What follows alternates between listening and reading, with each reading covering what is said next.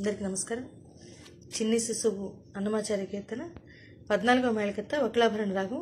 ఇక్కడ సరస్థానం షడ్జమం, శుద్ధరిష్మం, అంతర్గాంధార, శుద్ధ మధ్యమం, పంచమం, శుద్ధ దైవతం, కాయస్క నిషాదం, తారస్థం. ఇవే సరస్థానంలో అవరోహణలో డెసలింగ్ మేనర్లో వస్తాయి.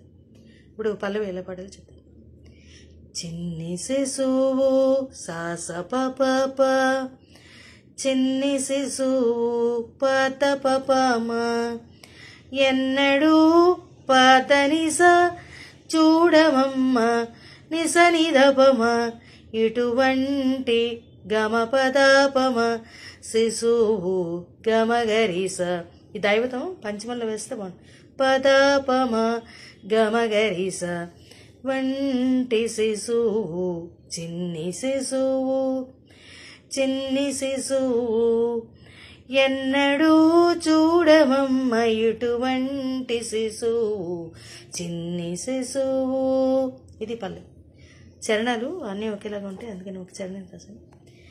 తోయంపు కురుల తోడ పదపమ గమగరీస, తూగేటి శిరసు నీసారి ససస, చింతకాయల వంటి సారిగా మమ మామ, జడల మగమ గముల తోడ గమమ పదప, పదని సని సస మ్రోయుచున్న కనకపు సరిగమ గమ మాగరీస, మువ్వల పాదాల తోడ పాయకయ సోద వెంట పదని ససాని సాని దదప గమ పదమ పారాడు శిశువు గమ పదమ గమ. ఇక్కడ కూడా దైవతం అంతే, పంచమంలో దైవతం వేస్తే బాగుంటుంది.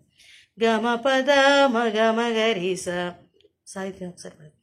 తోయంపు కురుల తోడ తూగేటి శిరసు, చింతకాయల వంటి జడల గముల తోడ, మ్రోయుచున్న కనకపు మువ్వల పాదాల తోడ పాయకయ సోద వెంట పారాడు శిశువు చిన్ని శిశువు, చిన్ని శిశువు ఎన్నడూ చూడమమ్మ ఇటువంటి శిశువు చిన్ని శిశువు, చిన్ని శిశువు. చాలా బాగుంటుంది, చాలా ప్లెజెంట్గా ఉంటుంది. Thank you. ఎగ్జాక్ట్గా సేమ్ ఉంటుంది.